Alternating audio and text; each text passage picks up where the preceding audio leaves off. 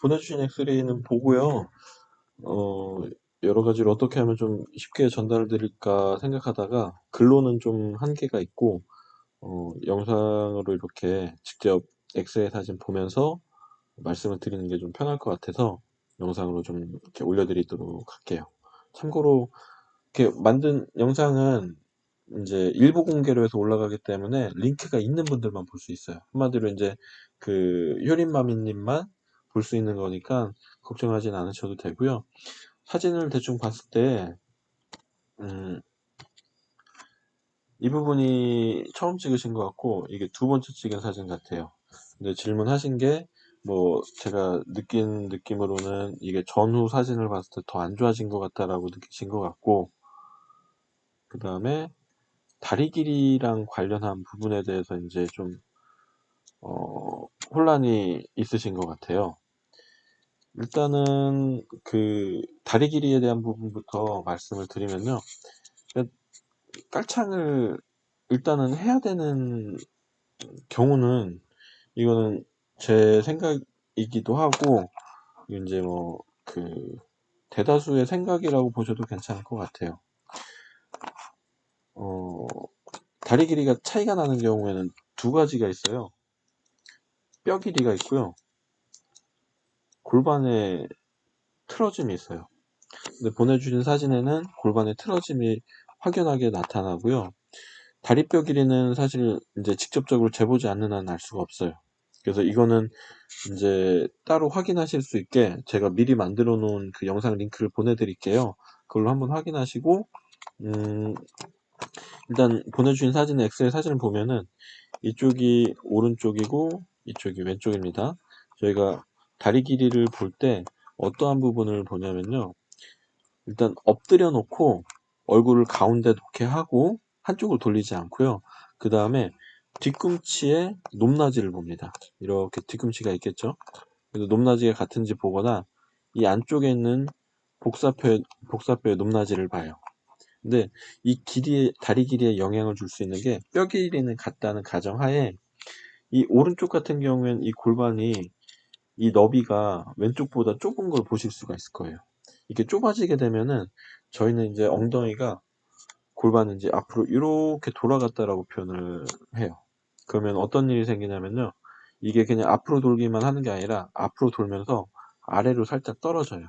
그러면서 여기 있는 이 대퇴골이 같이 떨어지게 되면서 엎드려 있을 때 다리 길이를 재보면 이 뒤꿈치가 좀 더 이렇게 아래로 내려가게 돼 있어요. 그래서 저희는 이런 부분을 다리가 길다고 해서 장족이라고 해요. 반대쪽 같은 경우는 넓잖아요. 상대적으로 뒤로 돌아 있기 때문에 뒤로 돌면서 위로 올라가거든요. 뒤로 돌면서 위로 올라가요. 그래서 여기 딸려 있는 다리뼈가 같이 올라가니까 여기는 다리 길이가 점점 짧아져요. 왼쪽 같은 경우에는. 근데 거기에다가 하나 더 말씀드리면 이 사진은 요 아래쪽에 있는 뼈가 다 나와 있지 않아서 정확하게 보긴 어렵지만 그래도 여기서부터 대충 여기까지의 길이를 비교를 한다면요. 이제 아무래도 왼쪽이 좀 길 것 같아요. 오른쪽은 요 길이가 짧을 것 같고요. 이거 같은 경우에는 어떤 걸 의미하냐면요. 이 골반이 이 요만큼이 이렇게 뒤로 앞에서 뒤로 회전했다라고 보시면 돼요. 아, 제가 잘못 말씀드렸습니다. 뒤에서 앞으로 이렇게 회전했다라고 보시면 돼요. 그러면은 앞으로 회전하면서 마찬가지로 한 번 더 아래로 떨어지거든요. 이 골반이 아래로 떨어지면서 여기에 딸려 있는 이 다리뼈가 아래로 또 내려가요. 그러니까 한마디로 이 오른쪽 같은 경우에는 다리뼈가 길어지게 할 수 있는 요소들이 두 개나 있어요. 반대로 왼쪽 같은 경우에는 다리 길이가 제가 이제 혼돈할 수도 있는데 다리 길이가 짧아질게 할 수 있는 요소가 두 개나 있고요. 그러니까는 이 모습에서만 봤을 때는요. 엎드려서 다리 길이를 재면 이렇게 오른쪽은 뒤꿈치가 왼쪽보다 더 내려와 있을 확률이 큽니다. 그래서 이제 이런 걸 갖고 저희가 뼈 길이는 같지만 골반이 틀어져 있는 사람의 다리 길이를 측정을 해요. 그래서 한 2, 30년 전에 TV에 이제 건강관리 프로그램에 보면은 건강관리 전문가라는 분들이 나와서 엎드려 놓고 다리 길이가 좀 다르네요 해놓고 뭐 스트레칭을 한다거나, 아니면 한의원에서 저희가 뭐 쿵쿵쿵 하는 이런 치료를 통해서 다리 길이를 맞춘다고 하는데, 현재는 그게 큰 과학적 근거가 없다라고 해서 이제 많이 사용하진 않아요. 그러니까 한마디로 그만큼 신뢰도가 떨어진다라고 말씀을 드리고 싶어요. 이렇게 신뢰도가 떨어지는 그 측정 방법을 갖고, 그리고 이제 단순히 엑스레이상 이 높낮이가 다르다는 거를 1차원적으로만 보고서는 이걸 높여주겠다고 깔창을 두게 되면요, 이 골반에 연결되어 있는 이 요추 5번, 4번, 3번은 어느 쪽으로 이동할지 예측을 할 수 없어요.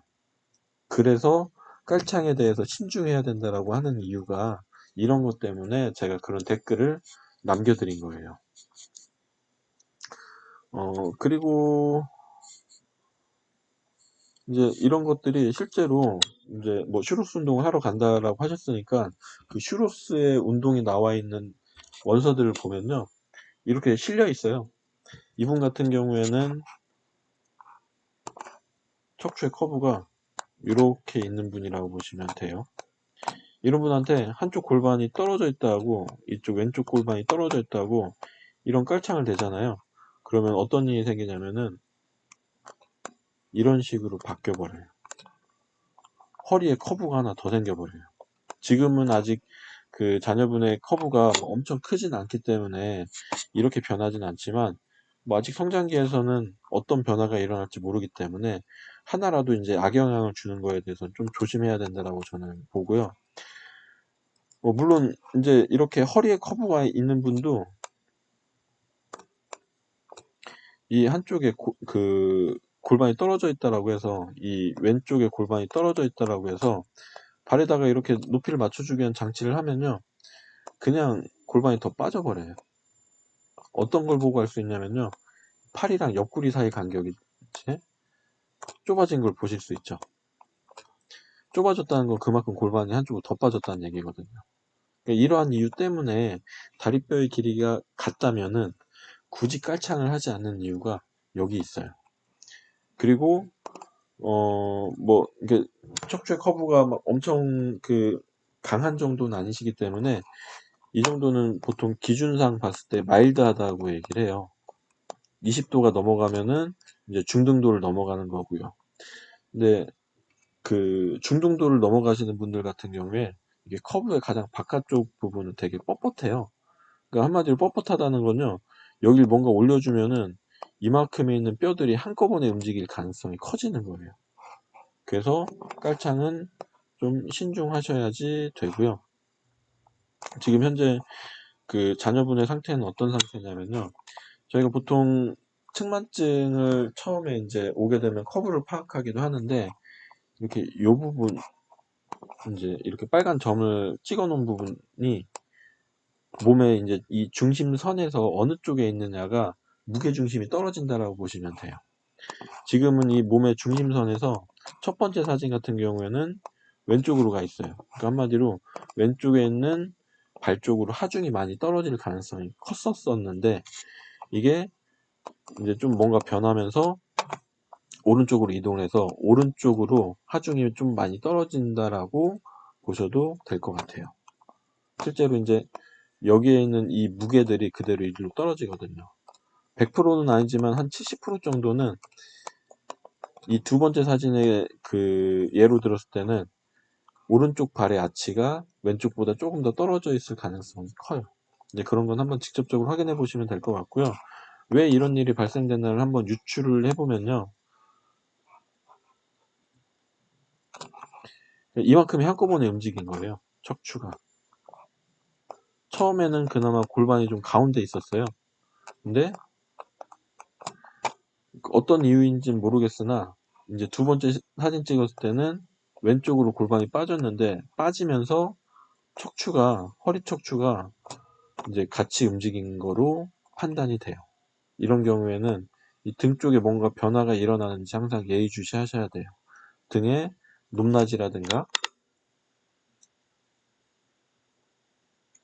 뭐 이제 이 앞에서 봤을 때 이 늑골 이런 쪽에 뭐 양쪽에 대칭성이 깨졌는지를 좀 자주 확인을 해주시는 게 좋아요. 저도 현재 5학년 학생을 치료하고 있는데 일주일에 한 번씩 이제 병원에 내원을 하는데 너무 이제 빠른 시기에 변화가 이제 일어날 것 같아서 부모님께 항상 얘기를 하는데 앞쪽에서 봤을 때 이 늑골에 그 튀어나옴을 항상 확인하시는 게 좋아요. 그래서 간접적으로는 이 마지막 늑골이 지금은 그나마 대칭성을 유지하는데 더 안 좋아지면 이게 이제 점점 아래로 이렇게 기울어져요. 그러면 뭔가 더 진행된다라고 보시면은 좋을 것 같습니다. 저희 병원에도 치료는 안 받고 깔창만 하는 그 환자가 하나 있어서 사진을 갖고 왔는데요. 이런 거 보시면 좀 좋을 것 같아요. 이쪽에 보이는 이 사진이 깔창을 한 사진이고 이쪽은 깔창을 하지 않은 사진이에요. 골반의 높이 차이가 보이시죠? 깔창을 안 한 상태에서도 이쪽이 높고 이쪽이 낮고요. 깔창을 안 했을 때도 높낮이 차이는 동일하네요. 제가 말씀드리고 싶은 건 뭐냐면요. 이 사진을요 살짝 이렇게 기울여 보잖아요. 척추는 동일하게 바로 선 것 같은데 이쪽에 정말 깔창이 잘 맞아 떨어졌다라면은 골반의 높이도 이렇게 맞아 떨어져야 돼요. 근데 척추는 가운데 왔으나 골반은 여전히 차이를 보이고 있다는 게 중요한 점이죠.